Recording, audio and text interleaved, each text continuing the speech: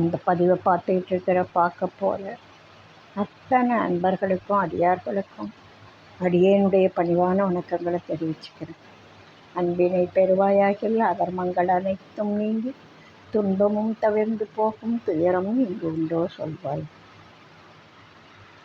இன்றைய பதிவில் இந்த பதிவில் பார்க்க போகிறது, இன்றைக்கி விநாயக சதுர்த்தி. அதனால் விநாயகர் அகவல் பார்க்கலாம் அப்படின்னு ஆசைப்படுறேன். விநாயகர் சதுர்த்திக்காக வேறு விநாயகருக்காக என்னால் எதுவுமே செய்ய முடியாது. விநாயகர் தான் எல்லாம் எனக்கு செய்யணும். நான் அவருக்காக எதுவுமே செய்யலை. இந்த மனசை கூட அவருக்கு பரிபூரணமாக சரணாகதி பண்ண வைக்க என்னால் முடியல. அதுவே எல்லாம் ஒரு அஷடுபுதி வேஷந்தான். விநாயகரை வணங்குறதோ, பக்தி பண்ணுற மாதிரி பாவனை பண்ணுறதோ எல்லாமே ஒரு நாடகமாக தான் இருக்குது. உண்மை, அதாவது 100க்கு 100 பரிசுத்தமான பக்தி பண்ண என்னால் முடியல. இந்த தூய பக்தி எனக்கு இன்னும் வரல. அது வந்தால் நான் பேசுவேன், நான் பேச மாட்டேன். இல்லை, எதை பற்றியும் யாரோடையும் பேசுகிற வாய்ப்பு எனக்கு இல்லாமல் போயிருக்கும். அப்போ நான் இன்னும் அரைக்குடம் கால் குடம் அதனால் தழும்பிக்கிட்டு இருக்கேன். இன்னைய பதிவில் இந்த விநாயகர் அகவல் ராமகிருஷ்ண மடம் போட்ட உரையோடு பார்க்கலாம் அப்படின்னு நினைக்கிறேன். மிக அருமையான ஆழ்ந்த தத்துவ கருத்துக்கள். ஒவ்வொரு வரியும் தத்துவம்தான். சீதக்களப செந்தாமரை போம் பாதச்சிலம்பு பலவிசை பாட பொன்னரை ஞானம் போந்துகில் ஆடையும் வண்ணமருங்கில் வளர்ந்தழகெரிப்ப பேழை வயிறும் பெரும்பாரக்கோடும் வேழமுகமும் விளங்கு சிந்தூரமும் அஞ்சு கரமும் அங்குச பாசமும் நெஞ்சில் குடிகொண்ட நீலமேனியும் நான்றவாயும் நாலிரு புயமும் 3 கண்ணும் மும்மதச்சுவடும் 2 செவியும் இலங்கு பொன்முடியும் திரண்ட முப்பொறி நோய் திகழொளி மார்பும் சொற்பதம் கடந்த துரிய மெஞ்ஞான அற்புதம் இந்த கற்பக களிரே முப்பழம் நுகரும் மோஷிக வாகன இப்பொழுதென்னை ஆட்கொள்ள வேண்டி தாயாய் எனக்கு தான் எழுந்தருளி மாயா பிறவியின் மயக்கம் அறுத்து திரும்பிய முதலைந்தெழுத்தும் தெளிவாய் பொருந்தவே வந்தென் உளந்தனில் புகுந்து குருவடிவாகி இக்குவலயம் தன்னில் திருவடி வைத்து திறம் இது பொருள் என வாடா வகைதான் மகிழ்ந்தன கருளி கோடாயுதத்தால் கொடுவினை களைந்தே உவட்டா உபதேசம் புகட்டி என் செவியில் தெவிட்டாத ஞான தெளிவையும் காட்டி ஐம்புலன் தன்னை அடக்கும் உபாயம் இன்புறு கருணையின் இனிதென கருளி கருவிகள் ஒடுங்கும் கருத்தினை அறிவித்து இருவினை தன்னை அறுத்திருள் கடிந்து தலம் ஒரு 4 தந்தனக் கருளி மலமொரு 3 மயக்கம் அறுத்து 9 வாயில் ஒரு மந்திரத்தால் ஐம்புலக் கதவை அடைப்பதும் காட்டி ஆராதாரத் தங்குச நிலையை பேரா நிறுத்தி பேச்சுரை அறுத்தி. ஆராதாரத் தங்குச நிலையும் பேரா நிறுத்தி பேச்சுரை அறுத்தி. இடைபிங்கலையின் எழுத்தறிவித்து கடையில் சுழுமுனை கபாலமும் காட்டி. மூன்று மண்டலத்தின் முற்றிய தூணின் நான்றெழு பாம்பின் நாவில் உணர்த்தி. குண்டலி அதனில் கூடிய சபை விண்டெழு மந்திரம் வெளிப்பட உரைத்து. மூலாதாரத்தின் மூண்டெழு கனலை காலால் எழுப்பும் கருத்தறிவித்தே. அமுத நிலையும் ஆதித்தங்கியக்கமும் குமுத சகாயன் குணத்தையும் கூறி. இடைச்சக்கரத்தின் ஈரட்டு நிலையும் உடற்சக்கரத்தின் உறுப்பையும் காட்டி. ஷண்முக தூலமும் சதுர்முக சூக்ஷ்மமும் எண்முகமாக இனிதெனக் கருளி. பொரியட்ட காயம் புலப்பட எனக்கு தெரியட்டு நிலையும் தரிசனப்படுத்தி. கருத்தினில் கபாலவாயில் காட்டி இருத்தி முத்தி இனிதெனக் கருளி. என்னை அறிவித்து எனக்கருள் செய்து முன்னை வினையின் முதலைக் களைந்து. வாக்கும் மனமும் இல்லா மனோலயம் தேக்கியே எந்தன் சிந்தை தெளிவித்து. இருள் வெளி இரண்டுக்கு ஒன்றிடம் என்ன அருள் தரும் ஆனந்தத் தழுத்தி என் செவியில். எல்லை இல்லா ஆனந்தமளித்து அல்லல் களைந்தே அருள் வழி காட்டி. சத்தத்தினுள்ளே சதாசிவம் காட்டி சித்தத்தினுள்ளே சிவலிங்கம் காட்டி. அணுவுக்கணுவாய் அப்பாலுக்கப்பாலாய் கணுமுற்றி நின்ற கரும்பொள்ளே காட்டி. வேடமும் நீரும் விளங்க நிறுத்தி கூடுமை தொண்டர் குழாத்துடன் கூட்டி. அஞ்சக்கரத்தின் அரும்பொருள் தன்னை நெஞ்சக்கருத்தின் நிலை அறிவித்து.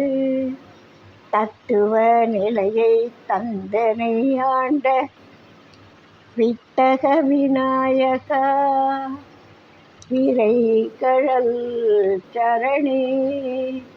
தத்துவ நிலையை தந்தனை ஆண்ட வித்தக விநாயகா விரை கழல் சரணே.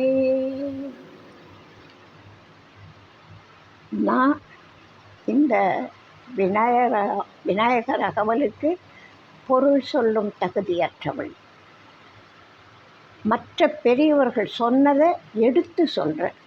நான் இது சுயமாக சொன்ன பொருள் அல்ல. சென்னை மயிலாப்பூரில் உள்ள ராமகிருஷ்ண மடத்தில் உள்ள சாதுக்கள் எழுதிய விளக்க உரை, அதுதான் சொல்கிறேன்.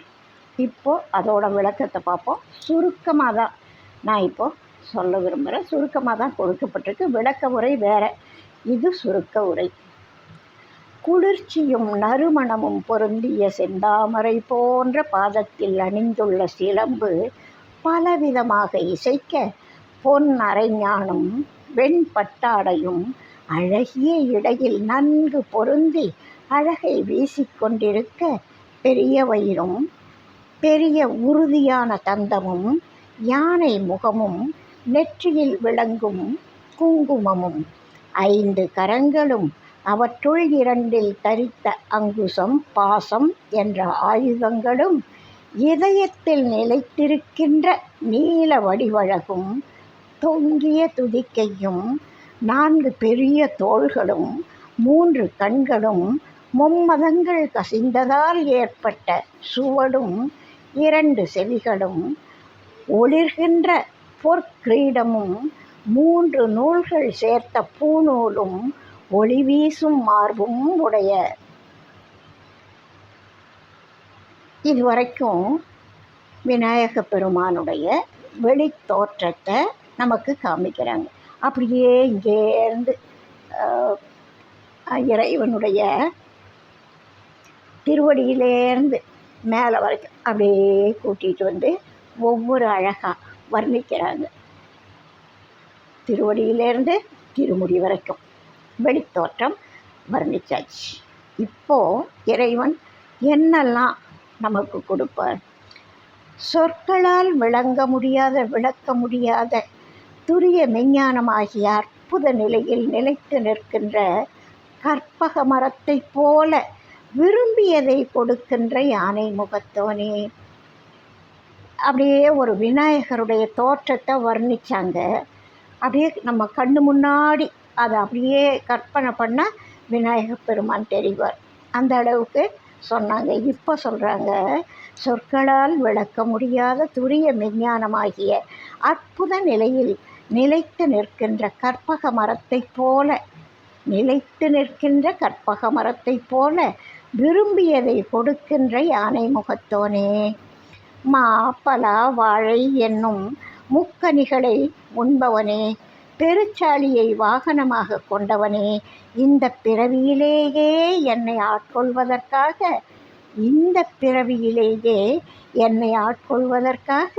தாயை போல் என்னும் தோன்றி தொடர்ந்து வரும் பிறவிகளுக்கு காரணமான அறியாமையை நீக்கி திருத்தமானதும் முதன்மையானதும் 5 ஒலிகளின் சேர்க்கையுமான பிரணவத்தின் பொருள் எனக்கு தெளிவாக விளங்கும்படி என் உள்ளத்தில் புகுந்து குருவின் உருவில் பூமியில் தோன்றி நிலையான பொருள் எது என்பதை உணர்த்தி கவலையின்றி ஆனந்தத்துடன் இருக்கும் வழியை எனக்கு அருளி உனது கடைக்கண் பார்வையால் கொடிய வினைகளையும் அகற்றி ஒட்டாத உபதேசத்தை என் செவியில் அருளி தெவிட்டாத தெளிவான ஞான இன்பத்தை அளித்து 5 புலன்களை அடக்கும் வழியை கருணையுடன் இனிமையாக எனக்கு அருளி புலன்களை கடந்த உண்மையை எனக்கு அறிவித்து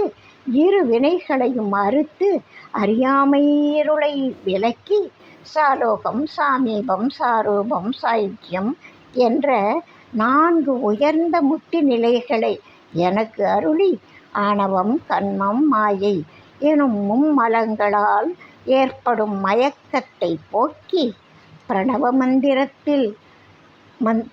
மந்திரத்தின் துணையால் இவ்வுடலில் 9 வாசல்களையும் 5 புலன்களாகிய கதவுகளையும் அடைக்கும் வழியை காட்டி,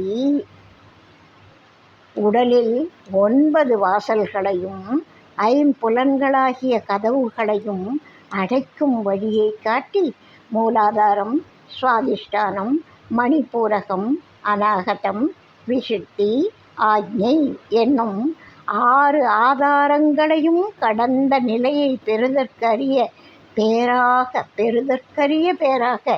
எனக்கு அருளி மௌன நிலையை அளித்து இடைகளை, பிங்களை என்னும் நாடிகள் மூலம் உட்கொள்ளப்படும் பிராணவாயுவின் துடை கொண்டு குண்டலினியை சுழுமுனை வழியே கபாலவாயில் வரை செலுத்தும் விதத்தை எனக்கு அறிவித்து அக்னி, சூரியன், சந்திரன் என்னும் 3 மண்டலங்களையும் ஊடுருவி நிற்கும் தூணாகிய சுழுமுனையின் அடியில் தொங்கிக் கொண்டிருக்கும் பாம்பாகிய குண்டலினியை எழுப்பி அக்குண்டலினியிலிருந்து மௌனமாக ஒலிக்கும் அசபை எனும் ஹம்ச மந்திரம் தெளிவாக ஒலிக்கும்படி செய்து, மௌனமாக ஒலிக்கும் அசபை எனும் ஹம்ச மந்திரம் தெளிவாக ஒலிக்கும்படி செய்து மூலாதாரமாகிய அக்னி மண்டலத்தில் உள்ள கொழுந்து விட்டெரியும் குண்டலினியை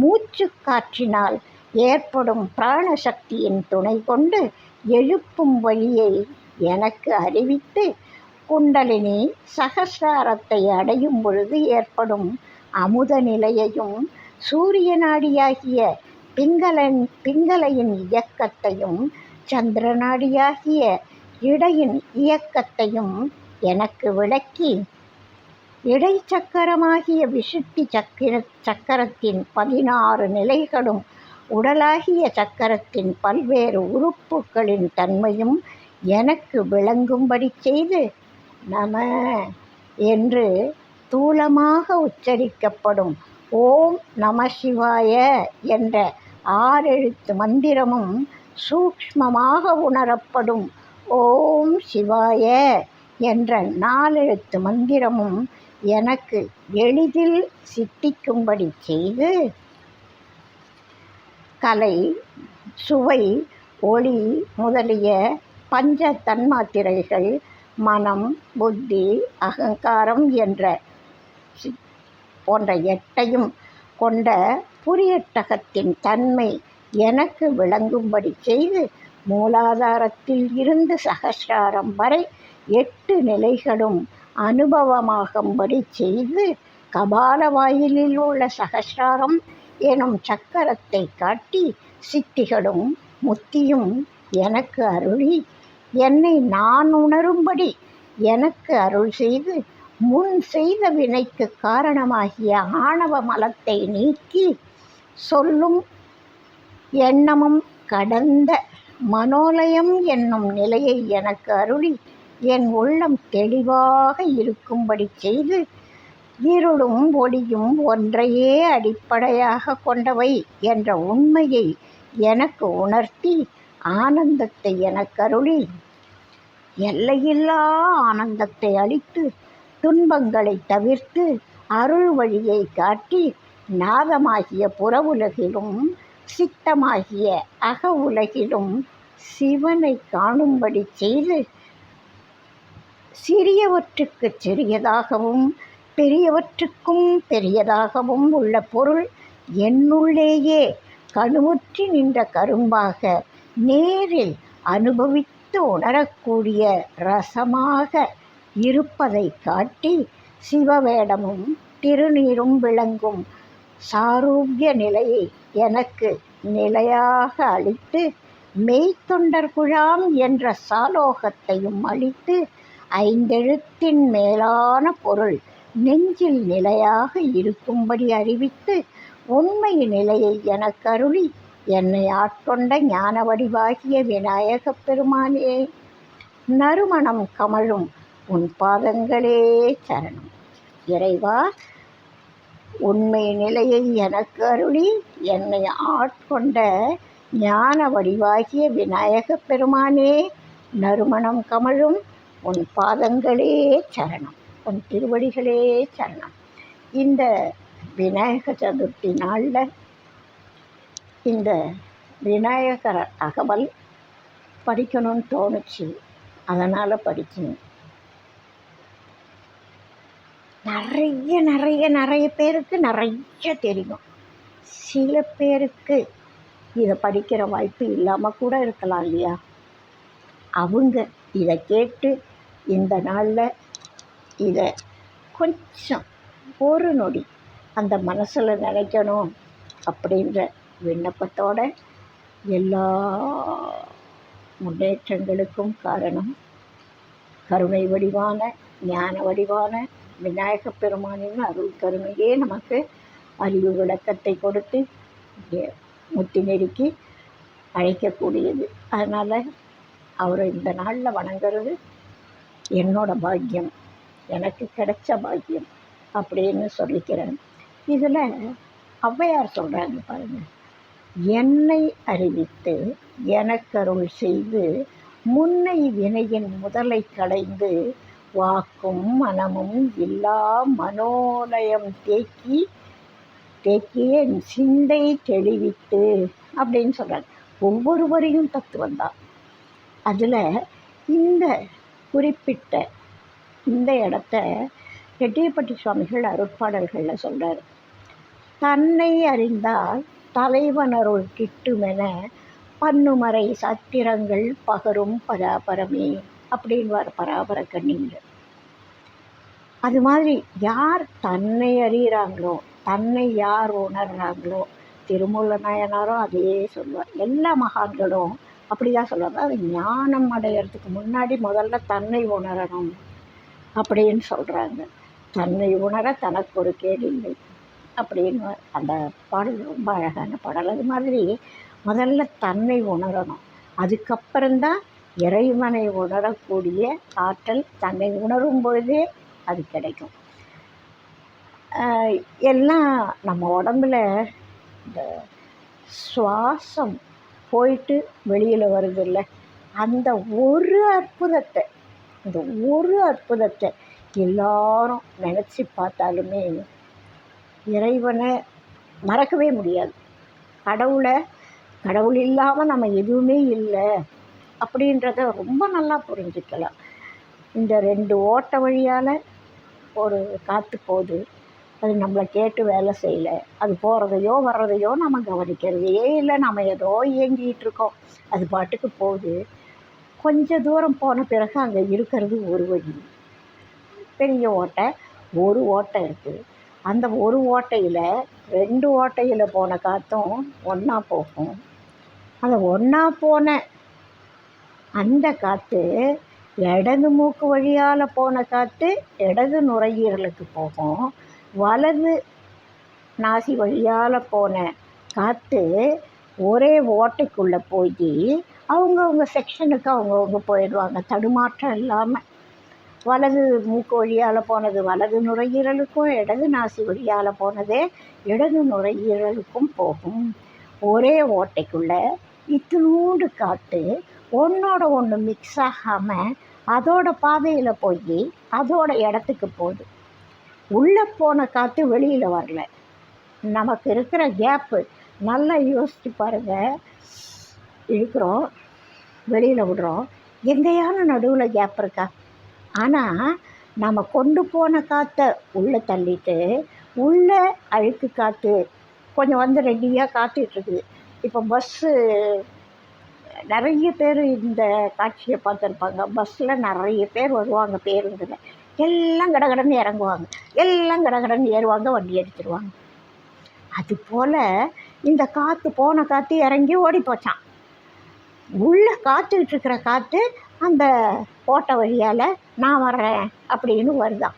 இடது நுரையீரல்லேருந்து வர்றது வலது நுரையீரல்லேருந்து வர்றது ரெண்டும் ஒரே ஓட்டையில் வெளியில் வந்து வெளியில் போயிடுது. உள்ளே போகிற காற்றுல பிராணவாயு அதிகம், வெளியில் வர்ற காற்றுல கார்பன் டை ஆக்சைடு அதிகம். ரெண்டும் அந்த சின்ன சின்ன வழியில் எந்த மிக்சிங்கும் இல்லாமல் போயிட்டுருக்கு, வெளியில் வந்துகிட்ருக்கு. இந்த ஒன்றை நாம் உணர்ந்தாலுமே இந்த அற்புதமான மாயாஜாலம் நிறைஞ்ச இந்த உடம்பை பற்றி நிறைய நம்ம யோசிக்க வேண்டியது. தலையிலேருந்து கால் முடிய ஒரு நகம், அதோட அமைப்பு, அதோட பயன்பாடு எவ்வளவு உன்னதமானது தெரியுமா? இந்த நகம் மட்டும் இல்லைன்னா நம்மளால் ஒரு காரியத்தையும் செய்ய முடியாது, ஒரு அடியும் வைக்க முடியாது. நகம்ன்றது சுவர் மாதிரி, ஒரு சாயும் பொழுது பின்னாடி சுவத்தில் சாயிற மாதிரி இந்த தசைகள், விரல் நுனிகள் எவ்வளவு பெரிய பாரத்தை தூக்கிட்டு அந்த செவுத்தில் சாஞ்சி தன் வேலையை பார்க்குது. இந்த பெரிய சரீரத்தை இந்த கால் தூக்கிட்டு நடக்கிறப்போ அந்த நகங்கள் தான் தூக்கிட்டு நடக்கிறதுக்கு கருவியாக இருக்குது. அந்த நகங்களில் ரத்த ஓட்டம் இருக்குது. வெளியில் வந்துட்ட பிறகு நறுக்கி போட்டால் வலி இல்லை, ஒரு முடியை பிடிச்சி இழுத்தா வலிக்கும். கத்தையாக எல்லா முடியும் நறுக்குனாலும் வலி இல்லை. எவ்வளவு பெரிய அதிசயங்கள்! தலையிலேருந்து கால் வரைக்கும் நம்ம உடம்பு எல்லாமே அதிசயம். 10 வாயுக்கள் உள்ளே இருக்குது. அவங்கவுங்க வேலையை செய்கிறாங்க. ஒருத்தரோட ஒருத்தர் சண்டை போட்டுக்கிறது இல்லை, என் வேலையை நீ பாருன்னு சொல்கிறது இல்லை, உன் வேலையை நான் பார்க்குறேன்னு சொல்கிறது இல்லை, ஓய்வு எடுக்கிறது இல்லை. அவங்கவுங்க வேலையை அவங்கவுங்க சின்சியராக அவங்கவுங்க இடத்துல செய்கிறாங்க. செல்கள் உற்பத்தி, இறந்த செல்கள் வெளியேற்றம், உணவு சத்தாக மாறுறது. அப்பப்போ ஒரு விஷயத்தை நினச்சாலுமே நம்ம பிரமிப்பாக கசப்பாக இருக்கும். வாயில் எச்சில் சுரக்கிறது. அந்த எச்சில் இல்லைன்னா நம்ம நிலைமை என்ன? கண்ணில் ஈரம் இருக்குது, அது இல்லைன்னா நம்ம நிலைமை என்ன? இந்த மேலே தோல் போத்தி இருக்கார் கடவுள், அந்த தோல் இல்லைன்னா நம்ம உடம்பு எவ்வளோ அசிங்கமாக இருக்கும். இது மாதிரி ஒவ்வொன்றும் இந்த பற்கள்லாம் இப்போ கொட்டி போச்சு எனக்கு. இந்த பற்கள்லாம் எவ்வளவு பயன்பாடு உள்ளவை, எவ்வளவு காலம் எவ்வளவு கஷ்டப்பட்டு நமக்காக உழைச்சிக்கிட்டுருக்கு. இந்த உணவு குழல் எவ்வளவு அற்புதமாக போகுது. அங்கே இருக்கிற வால்வு எப்படி காற்றையும் இந்த உணவையும் சமாளித்து அது மூடி திறக்குது. அங்கே போய் அவ்வளவு துல்லியமாக அந்த வால்வை செய்தது யார்? ஃபிட் பண்ணது யார்? அதுக்கு எங்கே போல்ட் இருக்குது, எங்கே நட்டு இருக்குது, எந்த ஸ்க்ரூ ட்ரைவரால் அதெல்லாம் பண்ணாங்க? இந்த இமைகள் யாரை கேட்டு மூடி திறக்குது? இப்படி திரும்புகிறப்ப நமக்கு தசைகள்லாம் கரெக்டாக டைட்டாக இருந்தால் முடியுமா? திரும்ப முடியுமா? இந்த இடத்துல பந்து கிண்ண மூட்டு இல்லாமல் வேறு எதையோ ஒன்று வச்சுருந்தா நம்மால் தொழில் செய்ய முடியுமா? ஒரு மாற்றம் பண்ணி கற்பனை பண்ணி பாருங்கள். மிக மிக மிக மிக அற்புதமான ஒரு உடம்பு நமக்கு ஆண்டவர் கொடுத்துருக்காரு. எல்லாத்த விட பெரிய விஷயம் நமக்கு மனசு. அது இருக்கிறதே தெரியாது, ஆனால் நம்மளை பாடாப்படுத்தும். இப்படியாக நம்முடைய மனம், புத்தி, சித்தம், அகங்காரம் நம்ம கற்றுக்கிற விஷயங்கள் ஸ்டோர் ஆகிறது, தேவைப்படுற நேரத்தில் வெளியில் வர்றது. அற்புதம் இந்த உடம்பு. இப்படிப்பட்ட உடம்பை இறைவன் கொடுத்து நமக்கு அவரை வச்சு சிந்திக்க சொல்கிற ஒரு வாய்ப்பையும் கொடுத்ததுக்காக அவருடைய திருவடிகளில் வணங்கிக்கிறோம். எல்லாரும் ஞான விநாயகனை தொழுதால் எல்லாமே கிடைக்கும். ஞானம் எல்லாத்துக்கும் வழிவகுக்கக்கூடியது. அதுக்கெல்லாம் ஞானம் வேணும் டோய் அப்படின்வான் ஒரு பாடலில். அது போல் எல்லாத்துக்குமே ஒரு ஞானம் வேணும். ஒரு சாப்பிட்ணும், அதுக்கு ஒரு ஞானம் வேணும். அந்த அறிவு இல்லைன்னா சாப்பிட மாட்டாங்க. கோமா ஸ்டேஜில் இருக்கிறவங்க சாப்பிட முடியாது. அந்த நிலையில் இருக்கிறவங்க பார்த்தாலும் பார்க்கறத புரிஞ்சிக்க முடியாது. கண் பார்க்கும், ஆனால் என்ன பார்த்தோன்னு தெரியாது. அதுபோல் ஒரு அறிவு பொருளாக நமக்குள்ளே இருக்கக்கூடிய அந்த விநாயக பெருமான அறிவை வணங்குறோம், ஞானத்தை வணங்குறோம். வணங்கி இறைவனுக்கு நன்றி. நமக்கு இந்த உடலை கொடுத்த, இந்த செவியை கொடுத்த, இந்த கண்களை கொடுத்த, இந்த வாயை கொடுத்த, இந்த உடலை கொடுத்த, இந்த மனம், புத்தி, சித்தம், அகங்காரத்தை கொடுத்த, எல்லாத்துக்கும் மூல காரணமான இந்த உடலை கொடுத்த இறையருளுக்கும் திருவருளுக்கும் நன்றி கூறி இந்த பதிவை நிறைவு செய்கிறேன். இது மாதிரியான நல்ல விஷயங்கள் உங்களுக்கு கேட்க பிடிச்சிருக்குன்னா லைக் பண்ணுங்கள், ஷேர் பண்ணுங்கள், கமெண்ட் பண்ணுங்கள். உங்களோட கனிவான கருத்துக்களை சொன்னீங்கன்னா எனக்கு சந்தோஷம். இது எல்லாத்துக்கும் முன்னாடி சப்ஸ்கிரைப் பண்ணுங்கள். வாழ்க வளமுடன். அடுத்த பதிவில் அடுத்த ஒரு கருத்தோடு சந்திப்போம்.